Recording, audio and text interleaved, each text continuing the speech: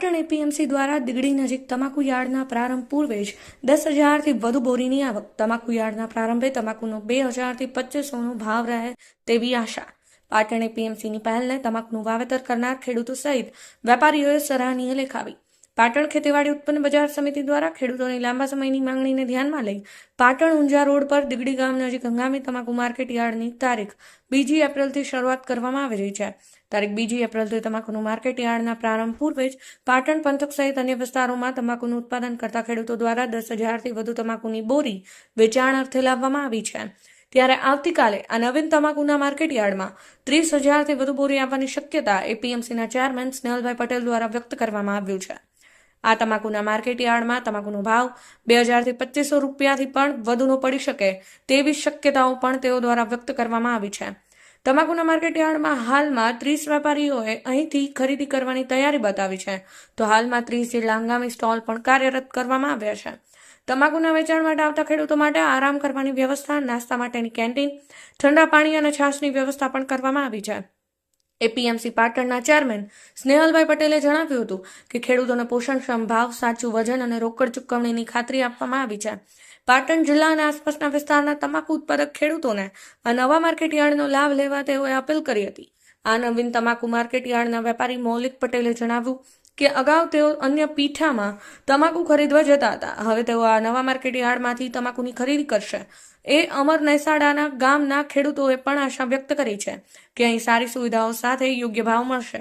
પહેલા તેમને તમાકુ વેચવા દૂર જવું પડતું હતું, પરંતુ હવે ઘર આંગણે જ આ સુવિધા ઉપલબ્ધ બનતા સમય અને નાણાંનો બચાવ થશે. પાટણ એપીએમસી દ્વારા પાટણ ઊંઝા રોડ પર આવેલ દીગડી ગામ નજીક કાર્યરત કરાયેલ તમાકુના માર્કેટ યાર્ડથી તમાકુનું ઉત્પાદન કરતા ખેડૂતોને તેમજ વેપારીઓને ઘણો જ ફાયદો થશે. Rajubhai D Patel, Patan news 24, Patan. પાટણ ખાતે અહીંયા દીગડી વેપારી દ્વારા અને પાટણ એપીએમસીના સાથ સહકારથી એક નવું તમાકુનું યાર્ડ બન્યું છે, માર્કેટ યાર્ડ, કે જે અમારા વેપારીઓના અને ખેડૂતોના બહુ જ ખૂબ હિતની વાત છે અને ખૂબ ફાયદાકારક વાત છે. પાટણ એપીએમસી વેપારીઓ અને ખેડૂત દરેક માટે, કેમ કે અમે વેપારીઓ દર સાલ તમાકુ ખરીદવા માટે અહીંયાથી દૂરના પીઠાઓમાં લગભગ 50થી 100 કિલોમીટરના દૂરના જઈ અને તમાકુની ખરીદી કરતા હતા, જે અમને ખરીદી ઊંચી પડવાની સાથે ખર્ચા પણ ઊંચા પડતા હતા, ટ્રાન્સપોર્ટ ખર્ચા, મજૂરીના ખર્ચા પણ ઊંચા પડતા હતા. હવે અમારે વેપારીઓને અહીંયા નજીકથી પાટણ એપીએમસીમાંથી અહીંયા દીગડી મુકામી જે નવું યાર્ડ બન્યું છે એમાંથી અમને જે તમાકુ ખરીદી કરવા મળશે એમાં અમે અમારા બીજા ખર્ચા બચશે, જેના કારણે અમે ખેડૂત માલના 5 રૂપિયા 25 રૂપિયા સમજીને વધારે આપી દઈએ તો બી એ અમને ખર્ચામાં બાદ મળે છે, કેમ કે અમારે નજીકથી માલ મળી રહેશે. પછી એ જ સેમ વસ્તુ ખેડૂતોની છે. આપણા વિસ્તારના અને આજુબાજુના ખેડૂતો કે જે માલ પકાવે છે અહીંયા અને એમને 100 કિલોમીટર દૂર બીજા પીઠાઓમાં માલ વેચવા જવું પડતું હતું, રાતે મોડા સુધી બેસી રહેવું પડતું હતું, એકી સાથે હોમટી ખૂબ આવકો થતી, ખેડૂતોના માલની હમી હરાજી નથી થતી, એમને પોષણક્ષમ ભાવ નહોતા મળતા.